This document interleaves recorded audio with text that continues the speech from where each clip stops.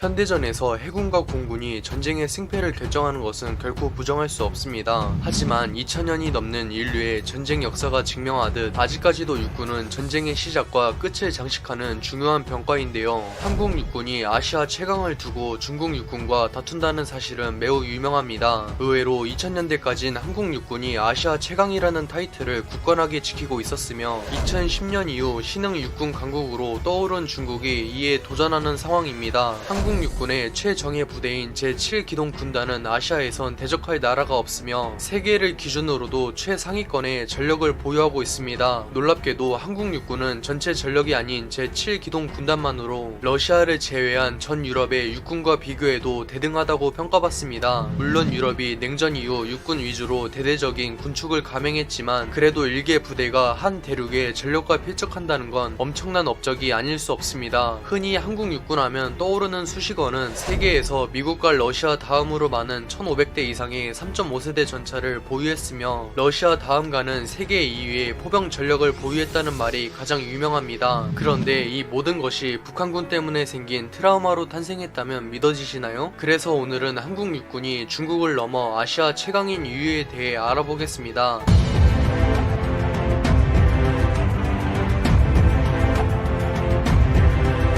당연하지만 현재 한국 육군과 북한 육군의 격차는 압도적으로 벌어졌으며 말 그대로 하룻강아지가 굴줄인 호랑이에게 겁없이 덤비는 것이나 마찬가지입니다. 그러나 안타깝게도 한반도가 절반으로 갈라진 한국전쟁 당시에는 한국과 북한의 상황이 정반대였습니다. 당시 소련의 전폭적인 지원을 받은 북한이 수백 대의 T-34를 동원해 침공했을 때 전차가 없어 서울이 점령당하고 부산까지 밀린 한국의 심정은 말로 표현할 수 없었습니다. 심지어 북한은 현재도 구형이지만 T-54와 T-62 같은 전차를 4000대 넘게 보유하고 있습니다. 거기다 종전 이후 소련의 영향을 받아 포병을 중요하게 여긴 북한군이 휴전선 인근에 다수의 견인포를 배치해 서울을 포함한 수도권이 위험했습니다. 당시 한국군은 해군과 공군에 투자할 예산이 없었기 때문에 똑같이 전차와 포병으로 맞대응한 것이 수십 년이 지나 지금에 이르렀습니다. 물론 미국처럼 돈이 썩어나지 않는 이상 현재도 공군보단 포병이 비용이나 활용면에서 훨씬 효율적이며 한반도 같은 산악지대에선 더욱 그렇습니다. 무엇보다 한국이 세계 3, 4위권의 기형적인 육군을 보유하게 된 것은 미국의 의도인데요. 미국은 중국과 가까운 한국은 육군을 삼나라인 일본은 해군을 집중 양성하도록 지시했습니다. 그리고 공군은 양국이 힘을 합쳐 유사시 중국과 전쟁이 벌어질 경우 두 나라가 협력하여 대항하도록 설계했습니다. 물론 최근 험난해진 한일 관계로 이게 제대로 가동할진 다소 의문입니다. 한국 육군과 중국 육군 중 누가 아시아 최강이냐는 주제는 한국과 중국은 물론 전 세계의 밀떡들에게 중요한 토론입니다. 애초에 대륙국가라 영토가 방대한 중국이 본인들 기준으로 쥐꼬리만큼 작은 한국에게 육군은 우열을 가릴 수 없다는 점에서 한국 육군의 위험을 알 수 있는데요. 하지만 중국이 해군과 공군에 비하면 육군에 딱히 관심이 없어서 투자가 빈약한 것을 감안해야 합니다. 전차를 포함한 기갑전력에선 어느 쪽도 우위를 가릴 수 없습니다. 한국은 세계 최강급인 K2를 필두로 1500대의 3.5세대 전차를 보유해 성능에서 훨씬 우위를 점하고 있지만 문제는 물량인데요. 중국도 나름 3세대로 평가받는 9구식 전차만 1100대를 보유하고 있으며 그 외에 2.5세대 전차인 96식 2500대를 포함해 전차만 무려 6100대를 운용하고 있습니다. 이를 한국 육군이 전부 감당할 수 있을진 섣불리 장담할 순 없습니다. 포병에선 명백히 한국 육군의 우위라고 볼 수 있습니다. 특히 포병의 핵심인 자주포 전력에서 한국은 현존 최강급으로 평가받는 K9을 다수 보유했기 때문에 아직도 견인포가 주력인 중국 육군에게 자주포의 성능과 물량 모두 훨씬 우위에 있습니다. 그 외에 헬기 전력과 지원 전력에선 중국의 우위가 확실하며 종합적으로 양쪽 모두 아직까진 대등하다고 볼 수 있습니다. 확실한 것은 초강대국인 미국과 그에 준하는 러시아를 제외하면 중국 육군을 상대로 전면전을 감당할 수 있는 국가는 전 세계에서 오직 한국과 인도뿐입니다. 물론 한국 육군이 세계 3, 4위권의 전력을 보유한 것은 매우 자랑스러운 일입니다. 그러나 현대전에서 승패를 결정짓는 것은 해군과 공군인 만큼 이들에게도 많은 투자와 관심이 필요하다고 생각합니다. 또한 20대의 청춘을 바쳐 나라를 수호하는 국군 장병들의 복지도 지금보다 개선되길 바랍니다. 시청해주셔서 감사합니다. 즐거운 저녁 보내세요.